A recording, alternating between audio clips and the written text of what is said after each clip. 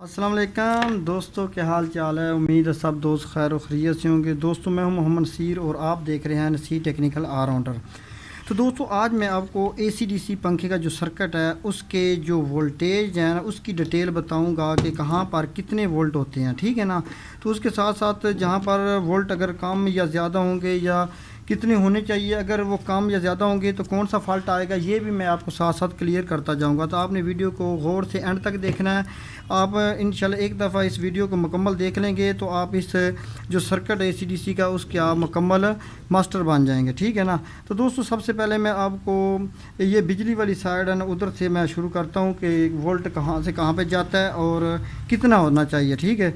तो दोस्तों सबसे पहले आपने क्या करना है, इसका जो मेन जो शू है ना आपने सीरियस बोर्ड में लगा देना, 220 वोल्ट देना है। तो सबसे पहले आपने क्या करना है, सबसे पहले आपने मीटर को जो है ना DC 600 की रेंज पर रख लेना है। AC जो 600 की रेंज है ना वहाँ पर रख देना, क्योंकि सबसे पहले हम ये चेक करेंगे कि जो हमारी ये ब्रिज है ना सबसे पहले इसकी जो दरमियान वाली पिन है ना यहाँ पर 220-30 वोल्ट आने चाहिए, ठीक है ना। तो उसके पीछे ये फ्यूज़ लगा होता है, ये फ्यूज़ और ये दो मेन दो कनेक्टर होते हैं, या ये जो यहाँ पर तो करंट है इसकी जो ब्रिज है इसकी जो दरमियान वाली जो दो पिनें हैं ना यहाँ तक वोल्टेज वही 220 ही आनी चाहिए, ठीक है ना। तो बिजली जितनी भी होगी उस हिसाब से आपकी जो है ना वोल्टेज आएगी। तो 215-16 आ रही तो इसका मतलब है इसकी जो दरमियान वाली पिनें हैं यहाँ पर AC वोल्ट ठीक आ रहे हैं। तो अभी दोस्तों इसकी जो ये जो ब्रिज है ये ब्रिज है जो AC को DC में कन्वर्ट करती है, ठीक है ना। इसके आगे जो कैपेसिटर लगा होता है, अब हमने वहाँ पर DC 600 की रेंज पर मीटर रेंज चेक रख कर आपने चेक करना है कि इसके जो कैपेसिटर बड़ा मेन है जो 450 वाला वहाँ पर वोल्टेज कितनी आ रही है। तो दोस्तों 302 वोल्ट आ रहे हैं, मतलब है कि वोल्टेज यहाँ पे इतनी ही आनी चाहिए, ठीक है ना।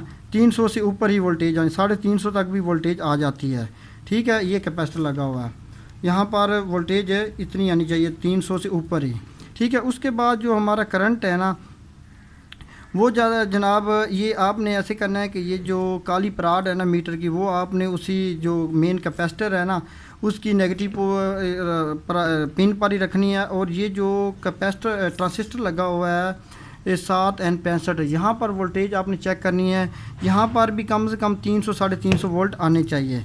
तो मैं ये इसकी नेगेटिव पराड यहाँ पर रख देता हूँ। तो इसकी जो दरमियान वाली पिन है वहाँ पर चेक करता हूँ। तो दोस्तों यहाँ पर भी 301 वोल्ट आ रहे हैं, तो इसका मतलब है कि यहाँ पे वोल्टेज सही आ रही है, ठीक है। ये ओके कार्ड है, मैं सिर्फ आपको वोल्ट की डिटेल देने के लिए ये कार्ड आपको चेक करवा रहा हूँ, ठीक है। अब आप दोस्तों क्या करना है कि अब ये जो छोटा IC लगा हुआ है ना ये छोटा सा, इसके साथ एक कैपेसिटर लगा हुआ है, ये दोस्तों इस पर आपने चेक करना है कि इस पर वोल्टेज कितनी आ रही है। तो दोस्तों ये 50 वोल्ट का होता है, इस पर कम से कम 12, 13 या 14, 15 वोल्ट आने चाहिए, ठीक है ना। अगर यहाँ पर 15 वोल्ट आ रहे हैं तो इसका मतलब है ये छोटा IC ठीक है। मैं मीटर को 20 वोल्ट DC की रेंज पर रख कर इसकी दोनों पिनें जो है ना छोटा कैपेसिटर इसको चेक करता हूँ। तो दोस्तों इस पर वोल्टेज आ रही है 14.34। तो इसका मतलब है कि यहाँ पर इसका IC भी ठीक है और यहाँ पर इतनी वोल्टेज आनी चाहिए। ये वोल्टेज आपने नोट करते जाना ताकि कल को आप कोई भी कार्ड अगर करेंगे तो आपको पता होना चाहिए कि यहाँ पर कितने वोल्ट आने चाहिए, ठीक है। तो ये छोटे कैपेसिटर के पर 14 वोल्ट DC आने चाहिए, ठीक है। उसके बाद दोस्तों हमारा जो करंट है ना वो इस चॉपर के क्रॉस चला जाता है, ठीक है। दोस्तों यहाँ पर मैं आपको एक चीज़ बता दूं कि जब आप शुरू से AC करंट देते हैं ना तो ये ब्रिज लगी, उसके बाद आपने मीटर को DC की रेंज पर ही चेक रखना, ठीक है। उसके बाद आपने ये जो चॉपर लगा हुआ है इसके का पार जो ना करंट है आपने मेन जो करंट चेक करना है उसके पार आपने चेक करना है। ये जो आउटपुट के दो कैपेसिटर लगे हुए हैं ना 25-25 वोल्ट के, वहाँ पर आपने चेक करना है कि यहाँ पर हमारा 14-15 वोल्ट या 12-13-14 वोल्ट आ रहे हैं या नहीं आ रहा, ठीक है। तो मीटर की रेंज आपने रख देनी है 200 DC पर। तो आपने यहाँ पर जो कैपेसिटर है वहाँ पर वोल्टेज की चेक करना है, ठीक है। तो दोस्तों यहाँ पर 15 वोल्ट आ रहे हैं, इसका मतलब है कि हमारी वोल्टेज यहाँ पे ठीक आ रही है। तो आपने नोट कर लेना है कि इन कैपेसिटरों पर 12, 13, 14, 15 वोल्ट आने चाहिए। तो दोस्तों यहाँ तक वोल्टेज हमारी आ गई है, ठीक है। अगर मैंने पहले भी कई वीडियो में आपको बताया था कि अगर इससे आगे कार्ड आपका ख़राब भी है ना, तो यहाँ तक भी आपका ये सर्किट बहुत कीमती है। यहाँ तक अगर वोल्ट आ रहे हैं तो आप यहाँ से 2 तारें लगाकर इन छोटे कैपेसिटरों पर नेगेटिव और पॉजिटिव के हिसाब से इस पर आप 12 वोल्ट वाला जो है ना दूसरा डीसी पंखा जो कि सिर्फ डीसी पर चलता है वो भी आप इस पर चला सकते हैं। उसके अलावा एलसीडी भी इस पर चला सकते हैं। तो दोस्तों यहाँ पर 12 वोल्ट निकलती है, ठीक है ना। तो दोस्तों इसके बाद आपने क्या करना है, इसके बाद आपने ये जो छोटा कैपेसिटर आपको नज़र आ रहा होगा ना, यहाँ पर आपने चेक करना है कि हमारे इधर वोल्ट कितने आ रहे हैं। तो दोस्तों इधर कम से कम 12-13 वोल्ट आने चाहिए, ठीक है ना। तो यहाँ पर वोल्टेज, यहाँ पर दोस्तों वोल्ट जो है ना वो आने चाहिए 12, 13 या 14, 15, ठीक है ना। ये छोटे कैपेसिटर पर वोल्टेज आ रही है, ठीक है। इसके बाद हमारे जो वोल्टेज है ना वो चली जाती है इन एफटीओ पर 12 वोल्ट, ठीक है ना। तो अब आगे जो हमने वोल्टेज चेक करनी है वो हमने बारीकी की जो वोल्टेज चेक करनी है वो करनी है जनाब इस आईसी के 5 वोल्ट, ठीक है। आपको ये 4 पॉइंट नज़र आ रहे होंगे। यहाँ पर आपने चेक करना है कि यहाँ पर हमारे 5 वोल्ट आ रहे हैं या नहीं आ रहे। तो दोस्तों 5 वोल्ट आ रहे हैं तो इसका मतलब है ये हमारा आईसी ठीक है। तो इसके बाद ये जो हमारा सेंसर लगा हुआ है इसकी जो नेगेटिव होती है ना, ये दरमियान वाली होती है। तो इस पर हमने चेक करने हैं कि हमारे वोल्ट कितने आ रहे हैं। तो 5 वोल्ट आ रहे हैं। उसके बाद आईआर के जो है ना ये कुछ पल्स आती है, जो 5 वोल्ट यहाँ पर आना ज़रूरी है, ठीक है।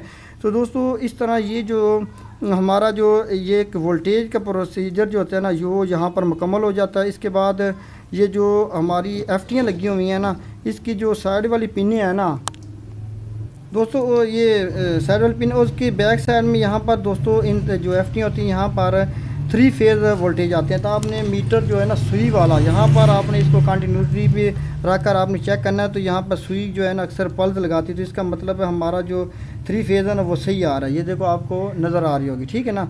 यहाँ पर 3 फेज़ यहाँ पर वोल्टेज आती है। ये आप कंटिन्यूटी की रेंज पर भी इस तरह चेक कर सकते हैं। तो दोस्तों ये थी एसी-डीसी पंखे की जो वोल्टेज डिटेल। तो इसमें मुख्तलिफ फॉल्ट भी आते हैं।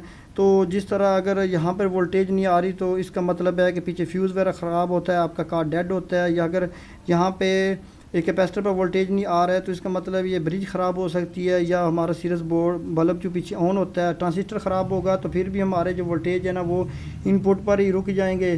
तो ये मुख्तलिफ फॉल्ट होते हैं। अगर ये कैपेसिटर वगैरह ब्लास्ट होंगे तो फिर भी हमारा पंखा चल कर रुक जाएगा। अगर ये कैपेसिटर मेन 450 वाला ये ब्लास्ट होगा तो फिर भी हमारा पंखा या तो चलेगा नहीं तो या चल कर झटके लगाएगा। तो मुख्तलिफ जो है ना वोल्टेज जो है ना अगर उसकी कमी पेशी जहाँ पर भी होगी, अगर यहाँ पर 5 वोल्ट नहीं आ रहा है तो इसका मतलब हमारा आईसी ख़राब है। तो अगर यहाँ पर 5 वोल्ट नहीं आ रहा है तो इसका मतलब हमारा रिमोट काम नहीं करेगा। तो ये मुख्तलिफ वोल्टेज जो होती है ना वो मुख्तलिफ फ़ाल्ट जो है ना उसकी कमी पेशी जो है ना वो मुख्तलिफ फ़ाल्ट को पैदा करती है। तो दोस्तों ये थी आज की वीडियो, उम्मीद है आपको अच्छी लगी होगी। इंशाल्लाह मैं मज़ीद भी इसके बारे में जो भी फ़ाल्ट आएंगे मैं आपको बताऊंगा, और वोल्ट जो है ना वो मज़ीद आपको इसकी डिटेल बताऊंगा। तो दोस्तों हमारे चैनल को सब्सक्राइब ज़रूर करो, क्योंकि मैं आपके लिए इस तरह की वीडियो बनाता रहूँगा। तो इसके साथ ही मुझे दीजिए इजाज़त। अल्लाह हाफ़िज़।